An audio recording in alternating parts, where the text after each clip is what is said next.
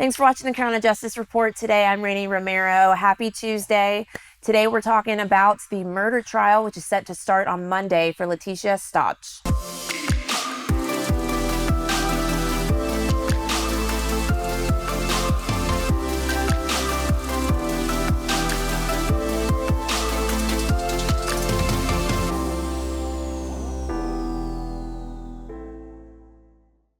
Welcome back. Thanks for joining us. We are here with attorneys Sarah Austin, Sharday Crawford, and Amy Lawrence. How are you doing, ladies? Good. We're good. We're ready to talk murder. Yes. Again. It's all about murder, which you think we would be tired of talking about. Well, murder is easier to talk about when it's not yours. Right, you know of course, yeah. When it's not your case and it's a lot easier to talk about. It's easier to speculate for sure than you can remove it. It's almost like it's not we real. can armchair it. Yeah. You know what I mean? Yeah. Armchair expert it from over here. Right. Well, but I mean, interestingly, sadly, I don't really know how to say that, but like true crime is huge right now. I mean, everybody is so interested in these true crime stories. I mean, why do you think that is? Is it just because hard to believe? We've seen 5,000 episodes of Law and Order. Yeah. Never the same one ever. Never a rerun. But it's like that in real life. You know, we want to see what it looks like in real time, in real life, with real people. Yeah. I think it's the shock of it, And too. also I think all of the most recent ones, I mean, the ones we've talked about have had some kind of connection to Horry County. True. And Myrtle Beach, which is crazy. Mm-hmm. Yeah.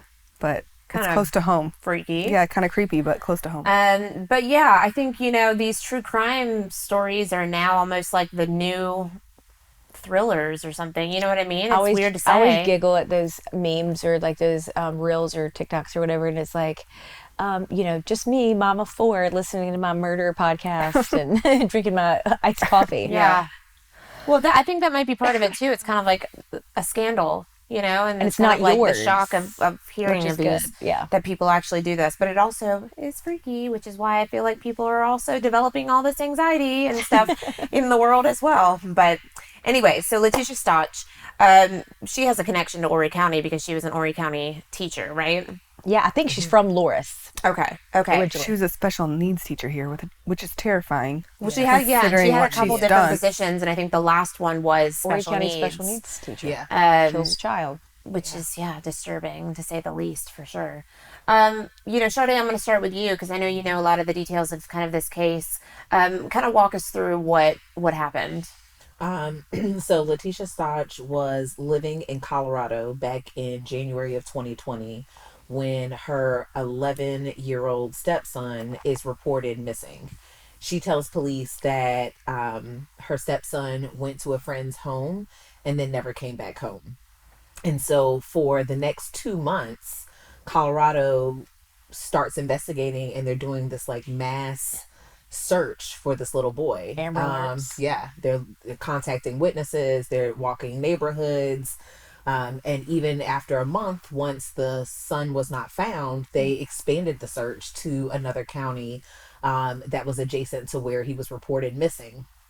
But during this time, police are still asking questions of Letecia, the stepmother, and something just wasn't adding up. So when they were asking her, well, what friend's house did he go to? She couldn't answer. And I guess once they started to push her on where he went and why she didn't have these details, she then changed her story. And her story went to, actually, a Hispanic man came into the home, raped me, and then kidnapped my stepson. And so they're like, okay, well, why wasn't that the initial call to 911? And she's like, well, I didn't. And so they started trying to get her to cooperate so that they could get more information, like forensic information, to try to corroborate her story and to still find this little boy. And they couldn't. And then lo and behold, Letecia leaves Colorado. And next thing you know, she's found in Myrtle Beach. And Myrtle Beach extradites her. They charge her. And then Myrtle Beach extradites her and she goes back to Colorado. And then about 18 days after she's extradited and arrested in Myrtle Beach, they found the body of her 11-year-old stepson in Florida, where they also confirmed that she had been prior to going to Myrtle Beach. So apparently there was some blood found in the home of Letecia. There was blood on the mattress, blood on the walls, and some video footage that showed that there was a car that left from the home where a driver and a passenger was in it. But when the car came back, there was only a driver and no passenger. And so this has sparked the start of this, case from January of 2020 now. And it's scheduled to go to trial next week. Burn her to the ground. Yeah, and I think it's been interesting about how it's taken so long, because I think I read they found a bunch of evidence, but they're not being very clear. I don't know if it's because they're saving it for trial or what, but they found some blood on her shoe, a gun involved in it. So we're assuming he was shot. There's not a lot of details, but she originally pled guilty and then withdrew her guilty plea and pled not guilty by reason of insanity, and then has undergone these several, I think at this point, competency tests. And from what we know so far, she's been deemed competent to stand trial unless something changes in the next week, and then it will start on April 3rd. But that's why it's taken so long, and I don't think she's disputing at this point that she did it. She's kind of said she did it. But essentially, once she changed her plea, she's saying, I did it, but at the time that the act was committed, that she was insane.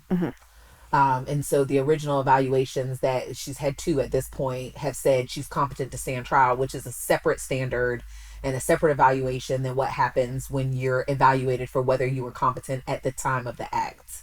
Because at the time of the act, you have to actually go to what happened at that time, the interactions of people around her, if she was seen by any physicians at that time. Did she have psychosis? Was she on medicine? To really determine whether or not she was competent when committing the act. And so apparently, after all this time has passed and COVID has delayed trials, and, by her own doing, when she's been dissatisfied with counsel, then saying that she wanted to represent herself, to the judge saying, no, you're not going to represent yourself. I mean, obviously, if you're saying not guilty by reason of insanity, and then to appoint new defense counsel, who then has to hire an expert to do an evaluation, and the evaluation, no report has been presented to the other side. At this point, the judge is like, we're 3 years later. You guys are you're gonna put a report on my desk by this time so that the state can hire an expert and we can move forward with this trial. This trial is going to start next week.